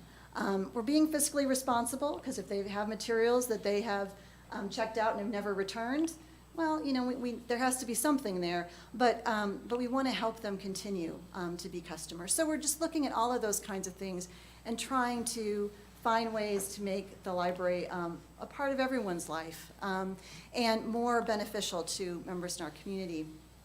Because, as every department has said at some point, that we're all a part of making Burlington a great place to live, work, and play, and I'm really honored to be able to work with my colleagues in other departments to make that happen. So eventually that last slide's going to pop up, but that was it. I kind of want to comment just a little bit on your outreach too. One of the things that library personnel are involved with is the Bridges outreach. Yes. And I don't know if you want to go into where you're seeing the department work in that initiative. Sure. Yeah, we had a couple of staff members attend the Bridges Out of Poverty training that they had at the West Burlington School. And we both, after that training, decided this is something we really want to get involved in. So I went to one meeting this week, she went to the other one, because we had conflicts, but we both want to be involved in making this happen. And whether that's the library helping to provide space or provide resources, you know, you see the library being part of that. One of the other things that came out of it for us, besides just us giving of our time and our, you know, wanting to be part of this initiative, is going back to what I was talking about, looking at our procedures and policies. Because one of the things I talked about in this training is that a lot of our institutions are sort of middle-class institutions. They have sort of a set of rules that we don't necessarily articulate, but they have a set of rules. And for people living in poverty, they may be intimidating, or they may not feel welcoming. So part of what we're doing is taking that training back. I'd love to have them come and do more training for all of our staff. But taking that training back and talking about, well, what are ways in which someone who's never been in the library might feel uncomfortable coming in? I grew up going to the public library. I mean, it's just part of my life, my whole life. And so it's very comfortable for me. But it may not be comfortable for someone else. And things like our payment plan to say, look, we don't want you to have to give your last $5 so you can check out a book today. We want to work with you. And if you can pay a little bit each time you're in, we're gonna work with you on it. So those are some of the things that come out of that as well. I think there's Yeah, and, others you were thinking of. well, one of the comments that was made through those Bridges trainings, specifically thinking of the library, the idea that spending time reading and the impact that has. I don't know if that rung true with you. Oh, yeah, that, one of the things that they talked about at that training was how important it is to read to kids from a young age. And that's exactly what we are all about. With our Babies Need Book program, wanting to get a book into the hands of new parents. We also give them information about how important literacy is, because it's not just kids are developing language while they listen to their parents read aloud. They're bonding with their parents. There's so many things happening there.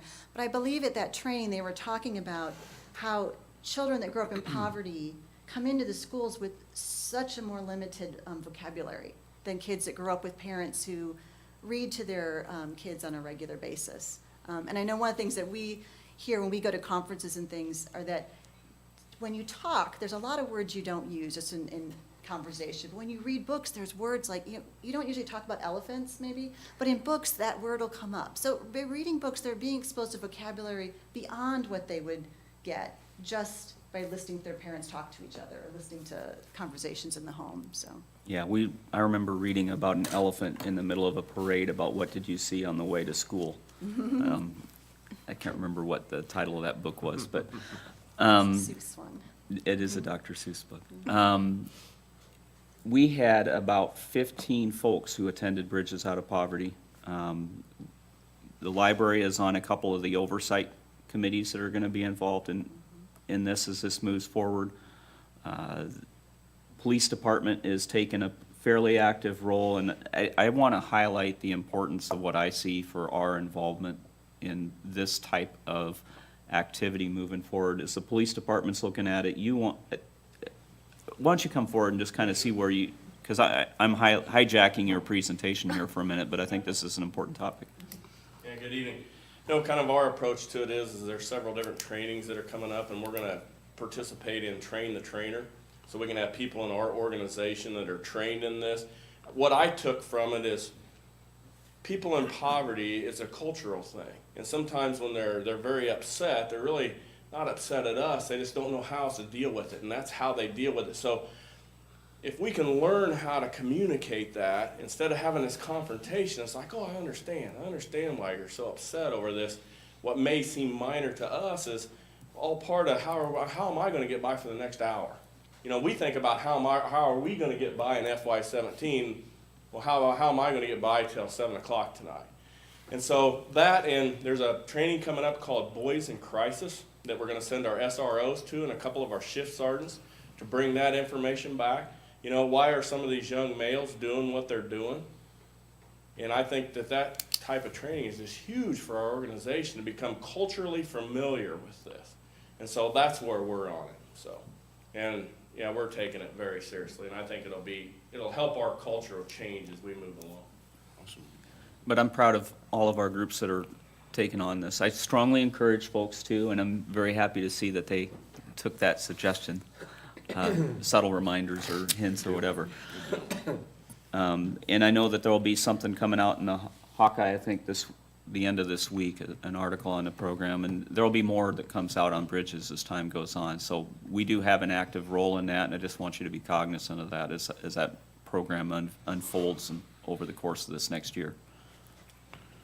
Sorry, I'll let you go back to the library. That's all right, I was done, so if there are any questions for me, I can answer those. I just want to say that you guys are doing a heck of a job keeping it together. The times that I've been down to the library, it's, I've never gone down there where I haven't looked around and seen people back and forth and looking at books and kids running around. And I am a product of the library. I grew up, all of the McCampbell kids grew up going to the library and watching movies on Saturdays and, checking out so many books and competing to see who could read the most books in an amount of time, and that did instill, that and the fact that my dad read all the time, it did give me a love to read and to learn. So, I'm a walking witness to that one. So I just encourage you guys, your team, your staff, and all the volunteers that have been doing a fantastic job. The library's taken some hits, but I'll tell you, we definitely need the library here in Burlington. It's been a tremendous asset, so I just want to throw that out there. Thank you, and thank you for coming and reading to the kids in December. We always appreciate it. It's fun. They don't throw tomatoes when I get done either. They're really sweet. I do have a, okay, I do have a Thank you. question, maybe more information for those listening and watching.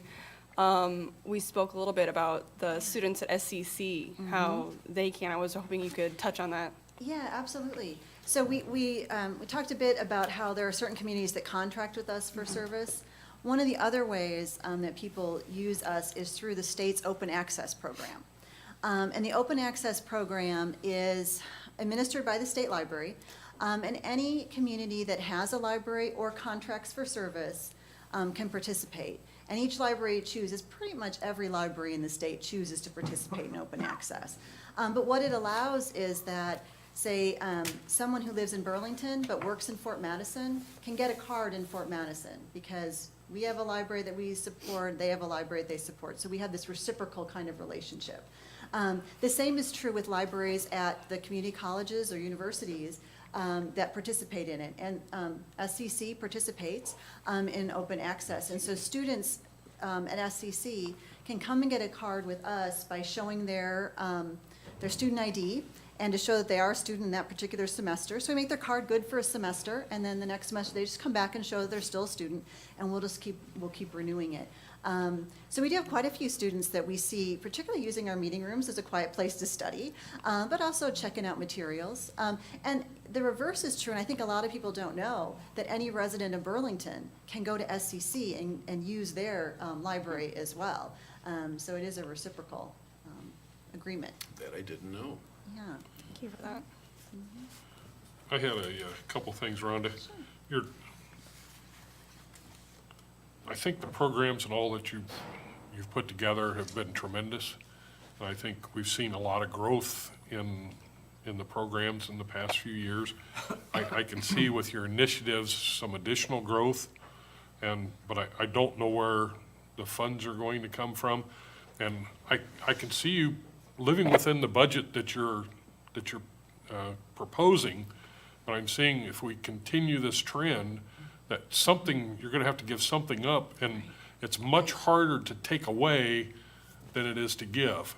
And I would caution you in looking at all your programs and keeping those that do the best for the most, and be cautious about growing anymore. You brought the comparison of 2002 to the present, and I know that when it was decided to build the new facility, that one of the promises was that we were going to reduce the number of personnel, and we can see that the evidence is there. That's happened. And we've still seen growth in numbers. And that means that, to me, that means that the library is much more efficient than what the old facility is. And I applaud you for keeping, for you and the staff keeping that promise to the people.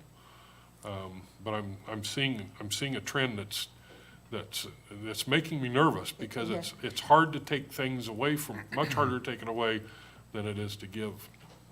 And I'm glad you said it, because when I was going through the presentation in my office, I remembered to say, but forgot to say here, that one of the things with the outreach efforts that we're doing, there is a balance that we have to really work on, because every time we send someone out to the middle schools, do a book talk, or we send somebody out to participate in, Living Windows, or whatever special event might be going on, that's one less person we have in the building. So we have to really make sure that we keep a balance and know that we have to keep up our staffing in the building and, be able to go out. So that is something we're always looking at. One of the changes that we've made in the last year or so is, I mentioned we do computer classes. We used to do quite a few computer classes. We used to get a lot of people. Numbers kind of started to go down a little bit more for that. So now we've changed, and we say if we don't have 4 people at least signed up for that class, we're not gonna have the class. Instead, we're gonna invite that person to come in and sit down one-on-one with the staff member and talk about whatever their individual need is. So we do try to look at our programs and see, okay, what is not getting the attendance it used to get? And where can we move some stuff around?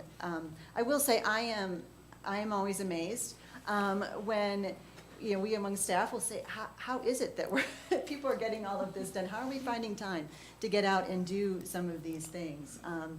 So it is always on the top of my mind that we don't want to grow too much where we can't do it all. Yeah, and in terms of funds for some of these programs, that's where I come back and say, we are so fortunate to have, like our Friends of the Library group that I can go to and say, we want to bring in speakers for our seniors program. That was one of mine today. We asked for 6 months' worth of speakers' fees, and they were able to step up and do that for us. Friends. Yeah, so we're very fortunate to have that. But you're right, staff time is the one that we have to really be careful of.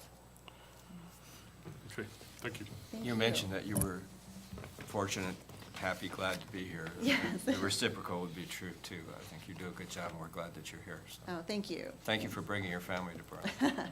No, thank you. Appreciate it. I do have one more thing. I don't know, you talked about you had one intern. Yes. What are the possibilities of possibly bringing more in? That can help, I would think, counteract pulling full-time staff or part-time staff, and maybe an intern can do some Right. of the activities. I don't know Right. if that's. Yeah, and we're very open to doing that. I know we've had in the past people from SCC who have worked with us. Right now we work with AARP as a senior job training program, and we have had someone for the last couple of years now who's worked with us. We have a newer person who just started this month. And so she helps us with different projects and things. And we have Experience Works, another senior job training program. And so we do like to work with different organizations like that. So we're a training site. We can kind of be giving by giving them an opportunity to learn, but also they're helping us out to be able to do different projects. So that is a great opportunity. A couple of things yet before we get out of here. One, we have about 10 minutes, so we can do that to go through the hotel, motel, and the local option sales tax usage. Just to quickly review, it was included in your packets.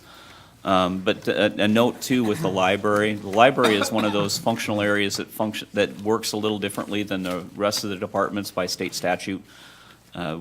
We have control over their budget, essentially, how much funds we will provide to them.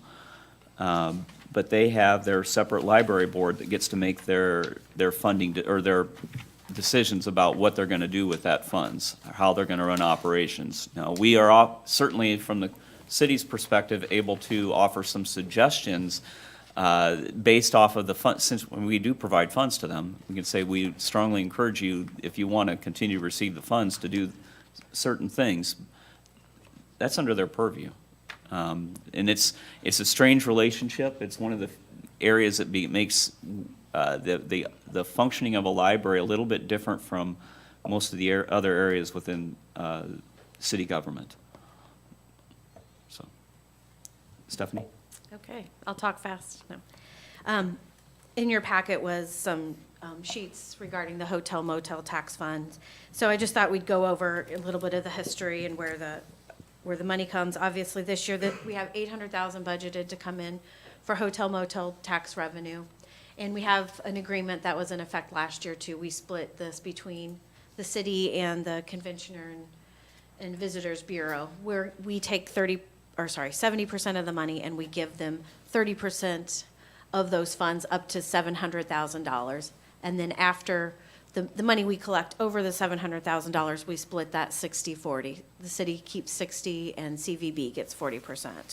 And that's a resolution that was in effect. That's last we year. have that, this, I think, a 3-year agreement, and we're in the Second. partway through the first year of that right now. Oh, I thought We 16. implemented that last June, I think, Okay. Yeah. so.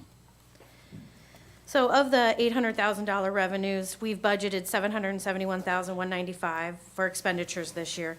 And we break it down, those numbers at the beginning, the 2401, we call that the activity. So we've got 7 activities that we use out of hotel motel.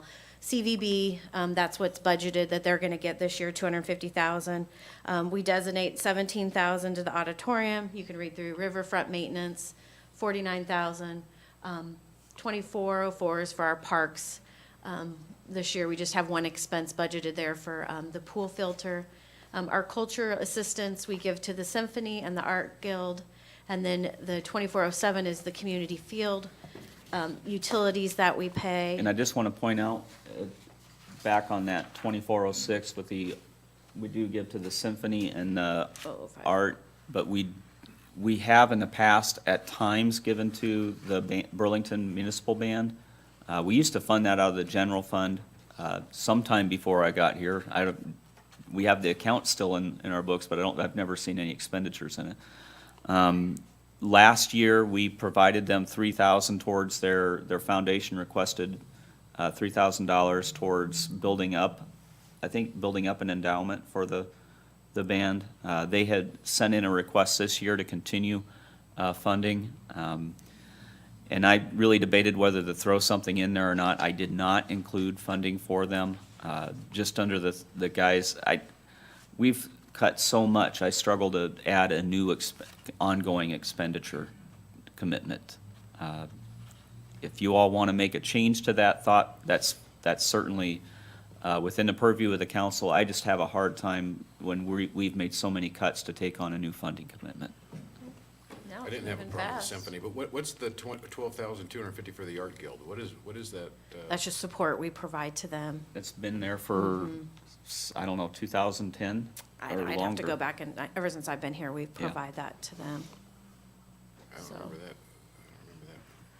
So then, we also have this 2406 activity where we kind of have the special projects, and that's where most of the funds that we budget out of hotel motel.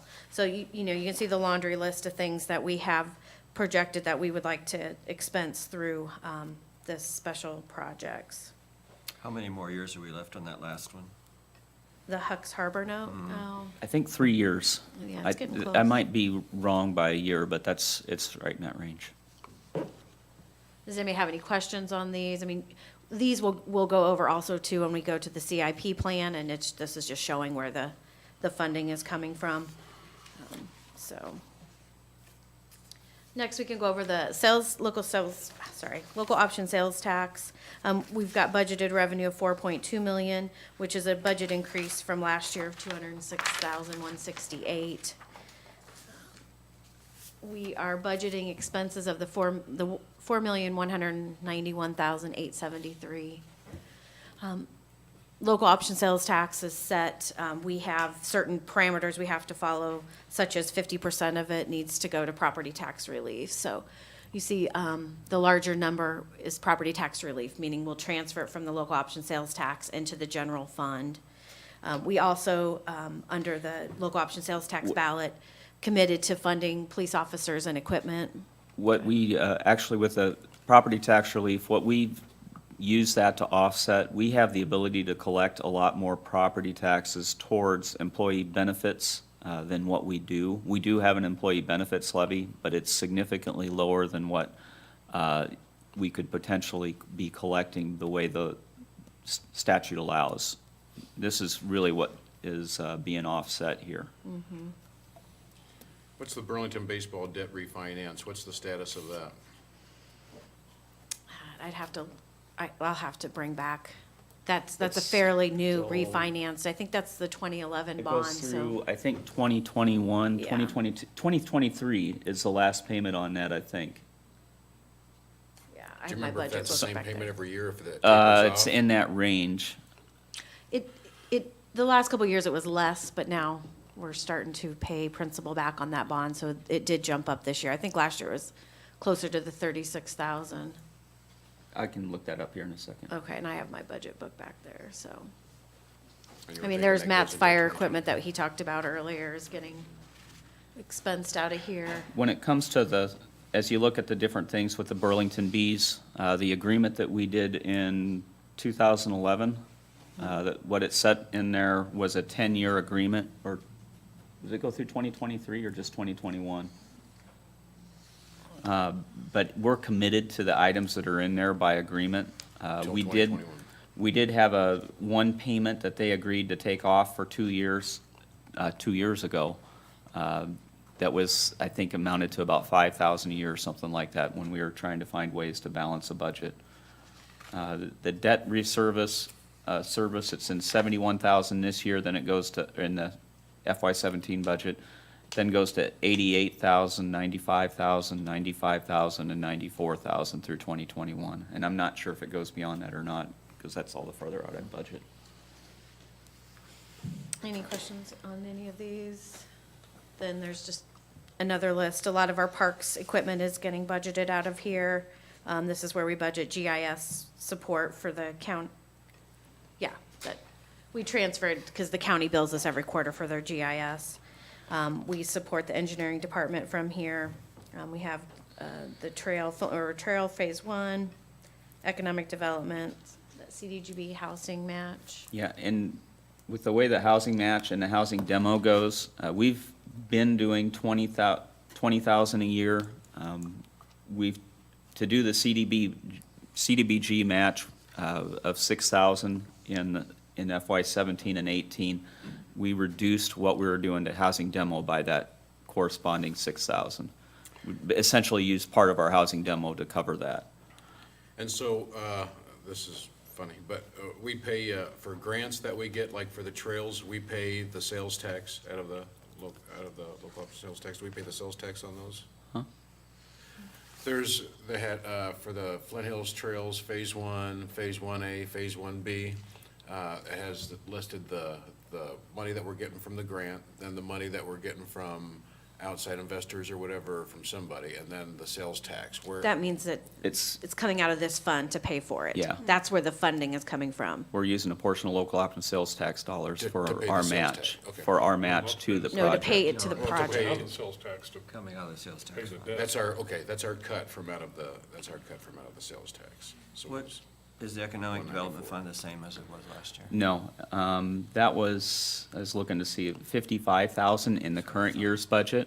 There was a request to increase that by 20,000 a year, kind of as a suggestion from the Economic Development Committee, since we were committing 20,000 a year over a period of 7 years towards the potential Grant. match on the Salter School rehab. And in the past, local option sales tax used to put about, 5% of revenues was going there, which was Right. about 200,000 a year. This is this is kind of an effort that it would be nice to get it built back up. We've built into we can make over a 5-year period that 70,000 level work, along with the CIP items that we've listed to come out of local option sales tax over the next few years. So yes, there's an increase. That's all I had for these. Thank you. Thanks. You do also have the printout for all the departments and the projects that they're looking at. We've kind of got, police has a fairly consistent list of CIP items that are in there. Fire has fairly consistent items that they have in there outside of the fire truck that they're looking to purchase in 2020. As we get into the presentations that you'll have next week, Eric and Steve will have the largest number of items that are incorporated into that CIP list. Don had several that were there too. They're all covered out at, either for his CIP items, they are all covered over a 5-year basis, either out of cash on hand, operating revenues, or doing a significant borrowing with repayments to be done. And again, repayments made out of operating revenues. One item, as you go through the list of items on the CIP, that will be covered next week. Steve has one item that we had in there with $3 million for Mount Pleasant Street Bridge rehab or replacement. We did receive word from the DOT that we've been approved for funding for the $1 million through their bridge replacement program. That's available to us this fall. We've adjusted how we'll work that project. What we'd like to do is to start engineering this summer and be able to be in a position to go out and start work on that next year. So we'll change how that's structured in the budget. But along with that, they were using a number that's several years old, and we've since this, over the last couple of months, been working with an engineer that does bridges, and we've been given a more realistic number, and it has sticker shock that goes with it. It's not gonna eat up that, all of it, is it? What's that? It's not gonna eat up all that, Oh, we'd already budgeted to have that $1 million on a $3 million project. If you look in what's listed on the CIP, we're looking at funding the remainder of that with TIF funds. The other $2 million to do this as a TIF project.